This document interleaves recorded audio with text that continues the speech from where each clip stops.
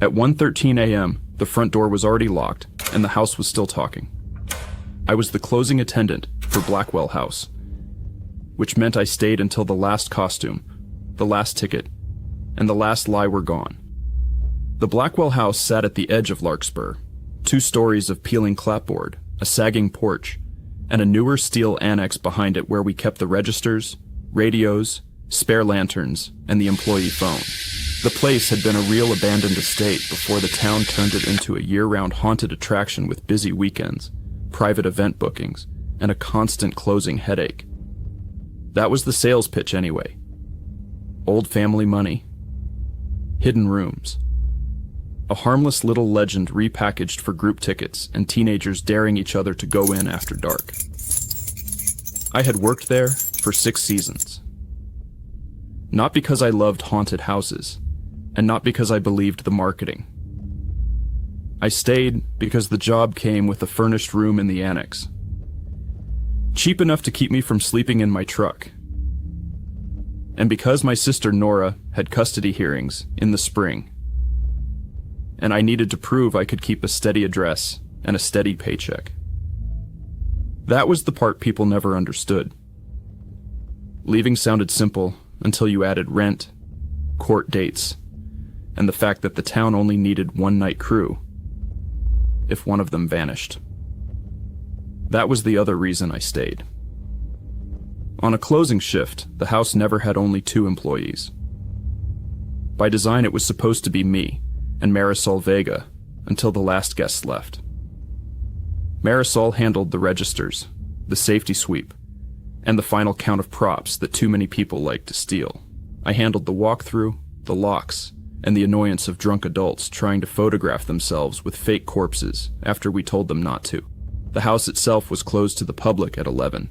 By 1 in the morning, every light on the first floor had gone dark except the emergency strips, and the old rooms became long blue shadows with the smell of dust, latex, and wet wool. The only things still moving were the staff radios, the exit signs, and whatever air pressure shift made the walls groan, like somebody turning over in sleep. Tonight was supposed to be easy. Heavy crowd, lots of tips. Loud parking lot music from a wedding venue down the road. Then cleanup. Instead, at 1:13 a.m., I was standing in the west corridor, listening to a voice I knew say, "You're late." I froze with my hand on the flashlight switch. The voice came from the nursery wing, which was sealed to guests, and not part of the tour path. It was my voice, or close enough that the skin at the back of my neck tightened. Same flat delivery. Same tired edge. The kind of tone I used when I was talking to teenagers who tried to wander off, or to Marisol when she asked me whether I had seen the spare key again. The corridor was empty. I shined the light down the hall, anyway. Old wallpaper, cracked picture rail. A row of door frames with the hinges removed so the doors could not open all the way. A paper witch dangled from fishing line above the far corner, turning slowly in air that should not have moved. The voice had come from behind the nursery wall, not from the corridor itself. Then my radio crackled. "Caleb?" Marisol said. I looked down at the handset. Her voice was normal. Present. Tired. Human. "Yeah," I said. "Did you just say something?" A beat. "No." The radio clicked again, and this time the same voice said, from the west corridor speaker above my head, "You're late." Marisol swore softly on the line. "Don't mess with me, Caleb. My name is Caleb Mercer." Nobody called me Caleb in the house except the staff and the occasional customer who read the name tag on my vest. The voice had not used my name. Not yet. It had used the line I had said to Marisol earlier when she was chasing me for the missing lantern key. I turned in a slow circle. On the floor beside the baseboard was a brass key tag I did not recognize. Round. Old. Stamped with a number that had been filed half smooth. The chain was black with age, the kind of thing that belonged in a museum or a riverbed. 3 more clues. Sitting in plain sight and all wrong at once. The key tag. A smear of wax near the doorway. and a tiny trail of chalk dust leading toward the nursery wing. We did not use brass tags like that anymore. We did not use wax seals at all. And there was no chalk in Blackwell House unless somebody had brought it in. "Stay where you are," Marisol said. "I'm coming down from the register room." "No," I said. "Lock the annex door." "Why?" Because the voice had sounded like it knew where I was standing. I didn't say that. Instead, I asked, "Did you leave the old maintenance map on your desk?" "I don't have one on my desk." Then somebody was in the records room. She did not answer right away. I heard paper rustle over the radio, then the scrape of her chair. "Caleb, you need to tell me exactly what you saw." "I haven't seen anything yet." I lifted the flashlight and moved deeper into the corridor. The floorboards had been covered over with black runner carpet for the attraction, but the old wood still showed at the edges where the carpet had curled. Every few feet, one of the guest props sat in its place. A child's rocking horse with one eye missing. A cracked porcelain basin. A ribbon of fake ivy climbing up a stain that looked too much like a handprint. At the end of the corridor, the nursery door stood shut. It had not been on the public tour for years. The lock should have been dead. The hinge screws had been painted over. Marisol had shown me the maintenance sheet last season and told me the room was sealed because the floor dipped near the chimney wall. Structural issue. Insurance issue. A room they used for storage only when they had to. Now there was a new brass plate screwed into the wood just above the knob. Nursery. No dust on the plate, no rust on the screws. The door answered my flashlight with a soft knock from the other side. One tap, then two. I stood there too long, listening, while Marisol kept talking into the radio. "Caleb, what's happening?" I reached for the knob. The voice behind the door said in my own throat, "Don't open it." I let go so fast, I scraped my knuckles on the brass. "Marisol," I said, keeping my eyes on the door. "How many people are left in the building?" "Me. You. Evan on security." "That's it." "Why?" Evan Rourke was our night guard.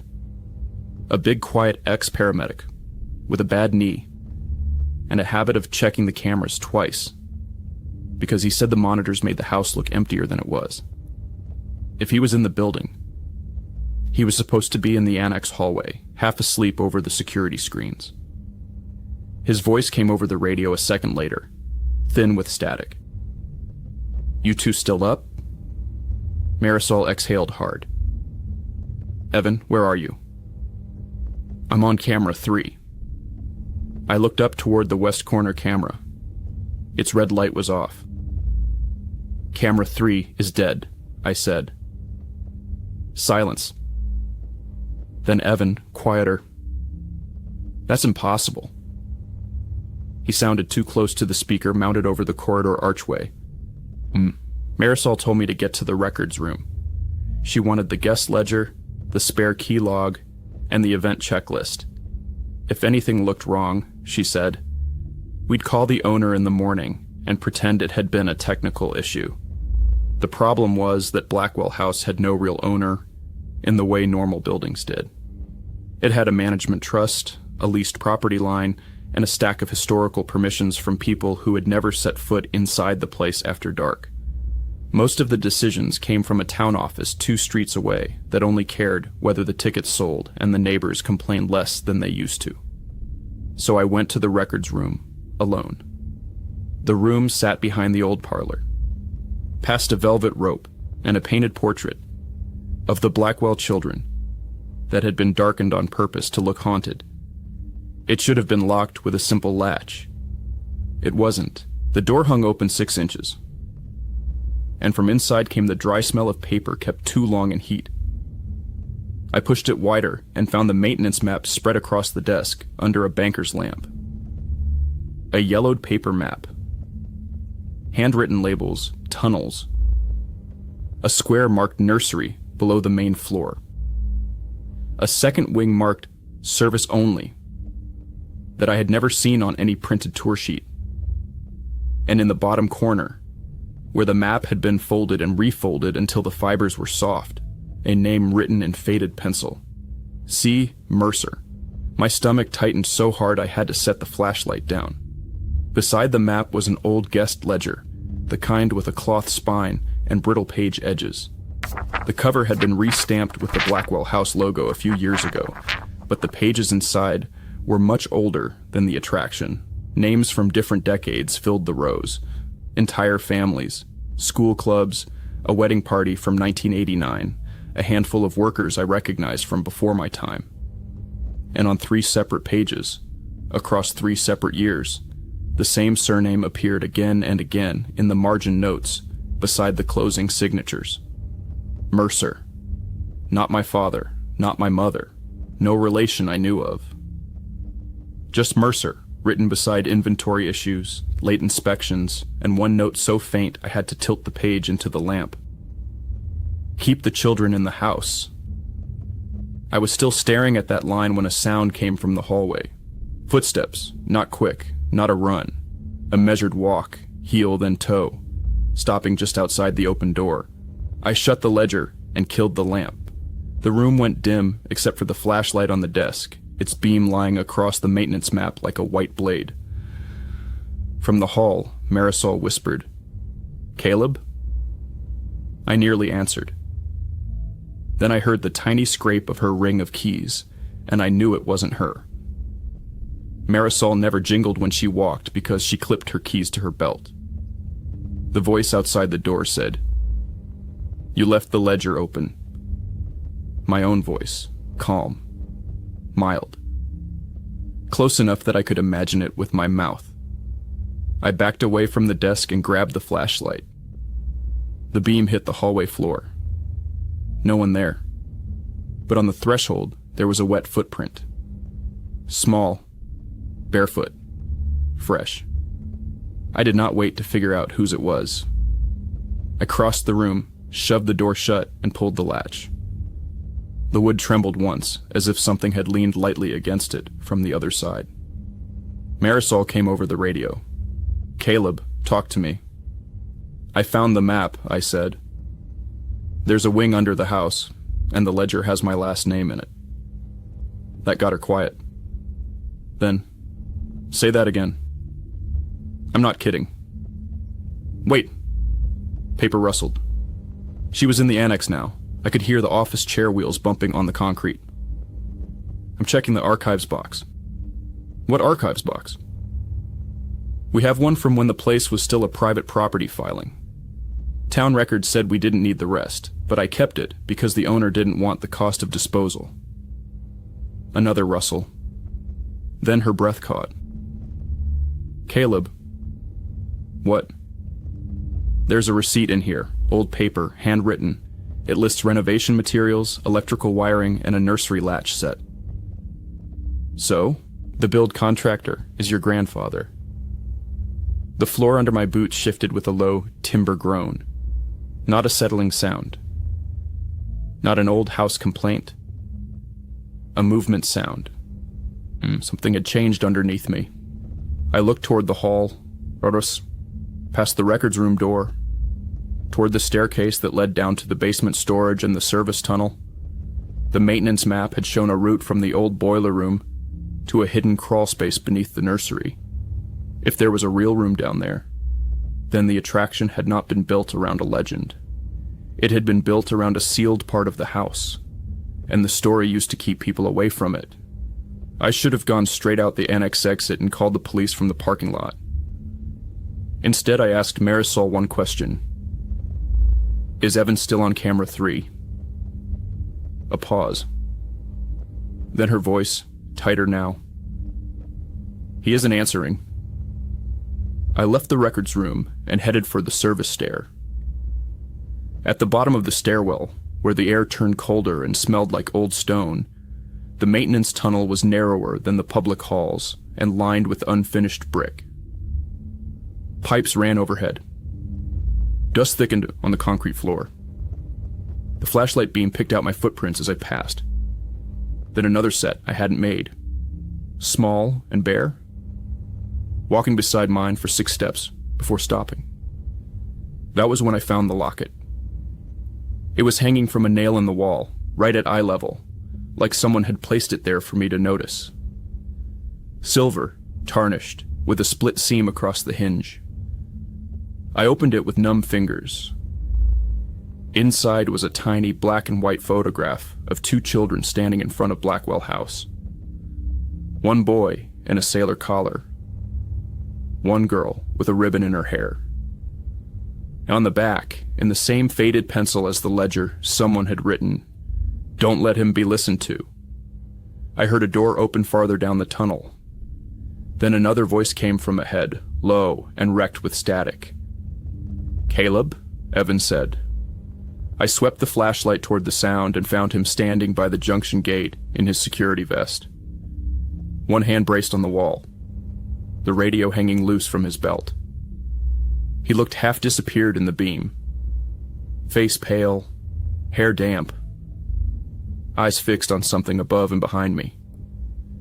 "You should not be down here," he said. "Neither should you." He swallowed. I was checking the basement monitor. The screen showed the nursery open. Then I heard your voice on the intercom telling me to come down. "Did you come alone?" He nodded once, then shook his head. "I tried to call Marisol. The radio kept repeating somebody else." He lifted his chin toward the tunnel behind me.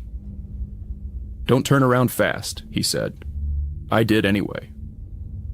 At the far end of the passage, beyond the boiler pipe and the cracked white paint, stood the nursery door from the inside. Not the same door I had seen upstairs. This one was raw wood, old and swollen, with a latch on my side and nursery wallpaper pasted crookedly over half the frame. A child's nightlight burned behind the glass peephole, the little bulb glowing amber through dust.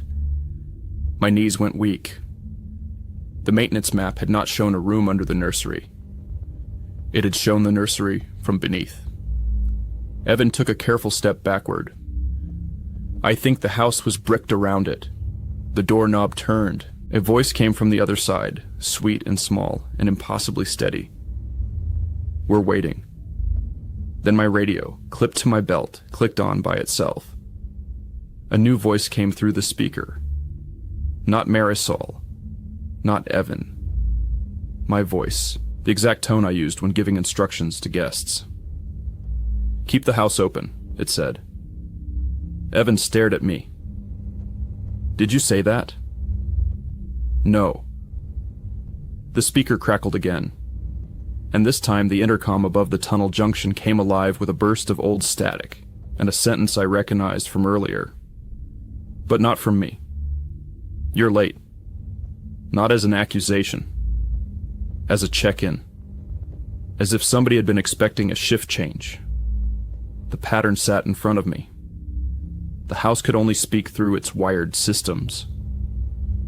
The radios, intercoms, employee phones, and archived security recordings. And it could only reuse a voice after one of those systems had captured it. Its commands were invitations disguised as procedure. Obey one inside the property. And it added your name to the active schedule. Once listed, the halls and records could rearrange around you.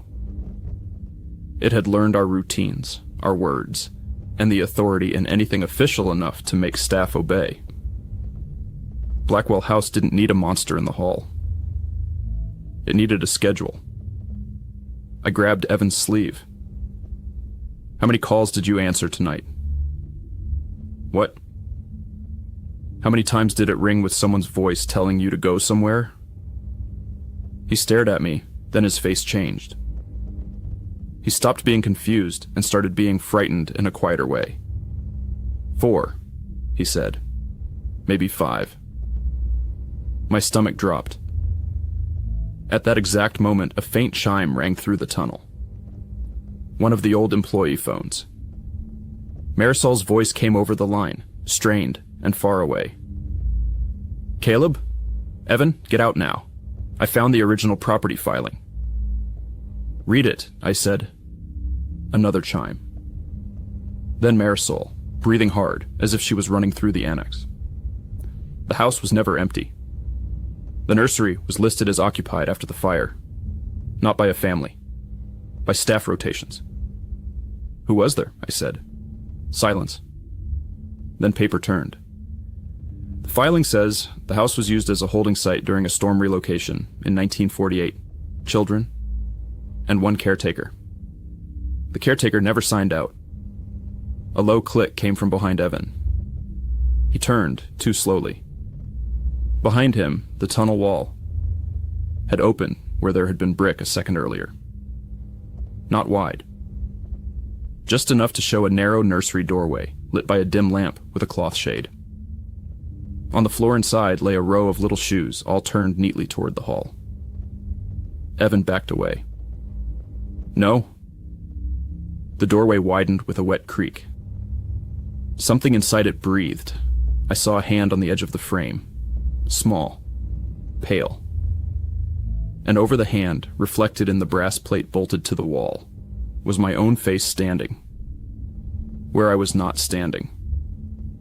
I chose to go through the door instead of running. Not because I was brave.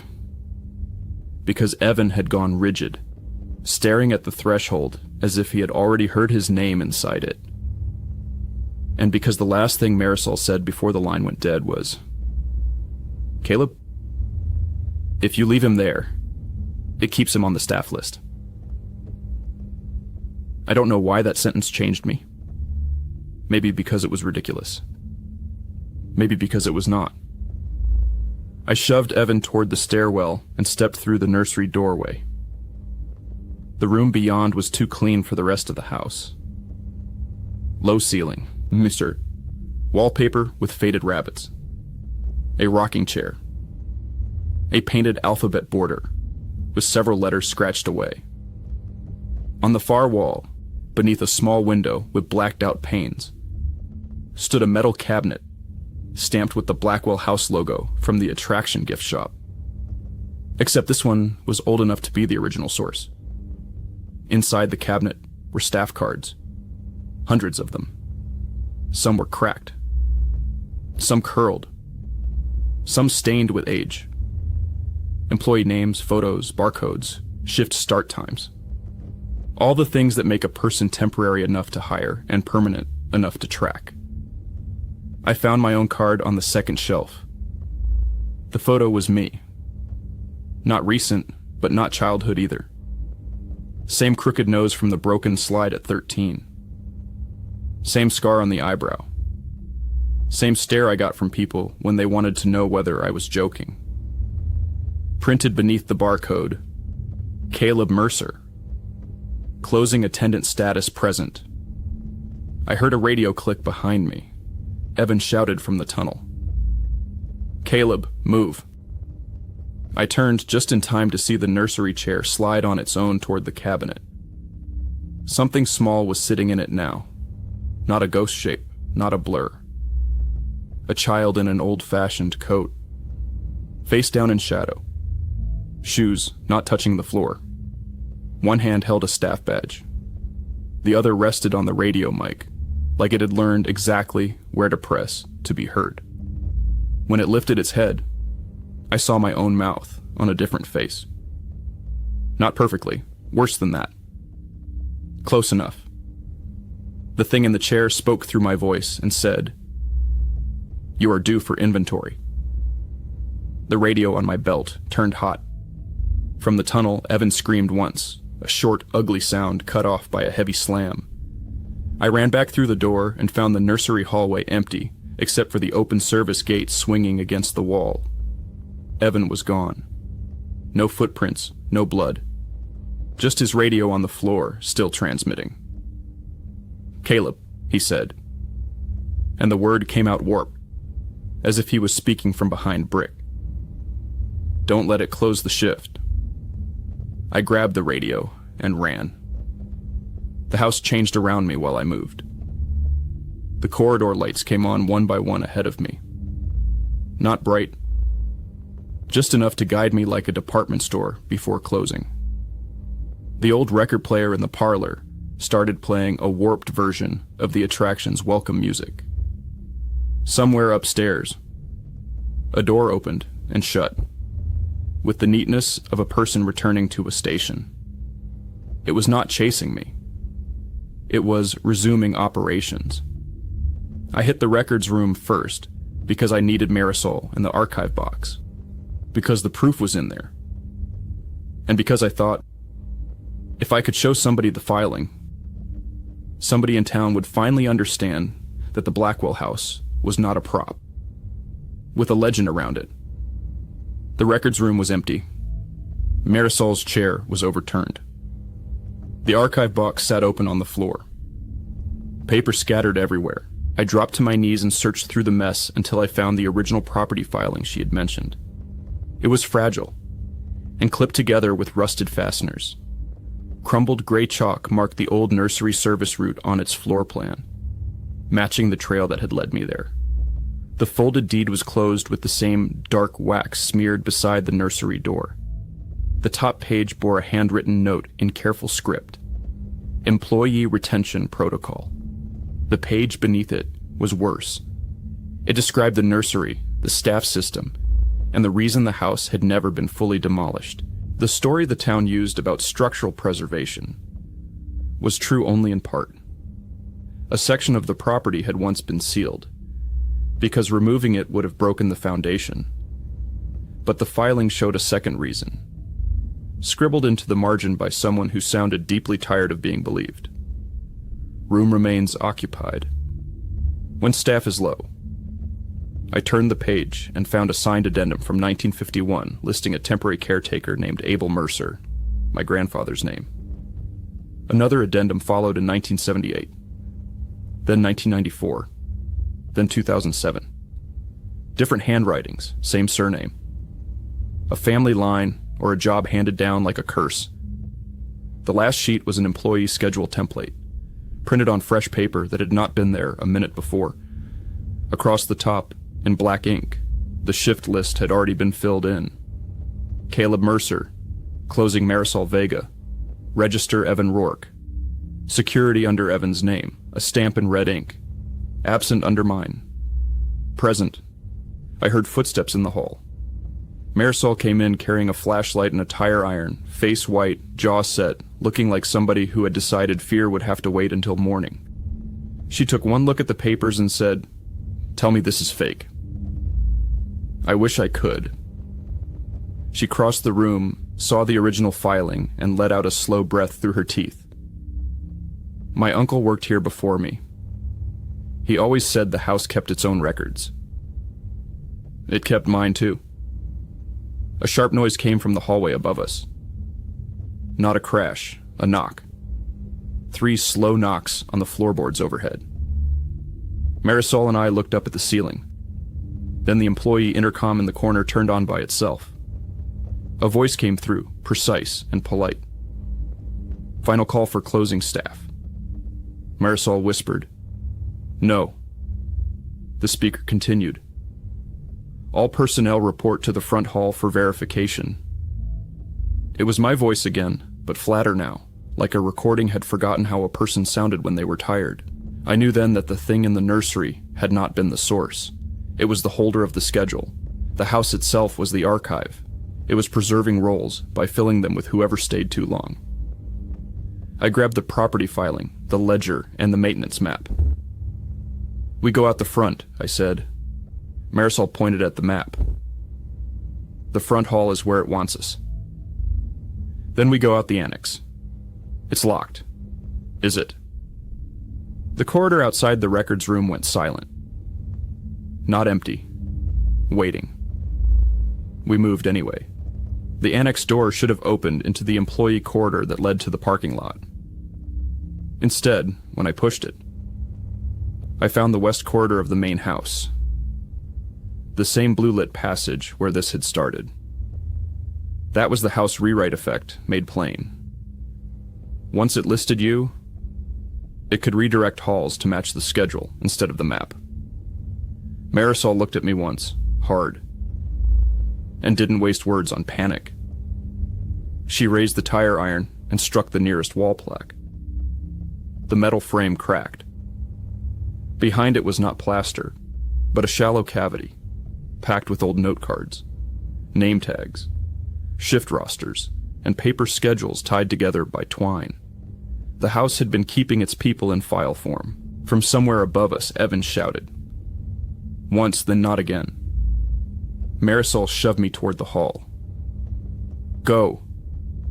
I grabbed her wrist. Not without you. She gave me the same look she used when I tried to argue over closing procedures. Caleb, if one of us gets listed, the other gets out and burns the paperwork. No.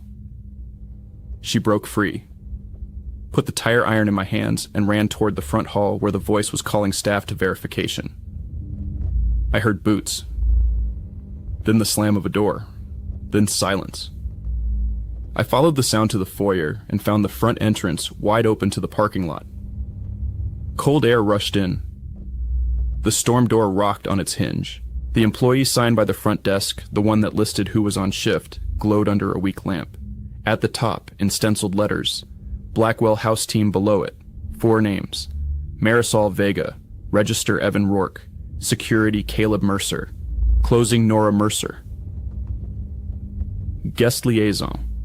My sister's name should never have been on that board. I stared at it long enough for the room to tilt. Nora had never worked there. Not in any normal sense. The board made her sound like a staff member because the house was reaching through the Mercer line, using family names as if they were stored credentials.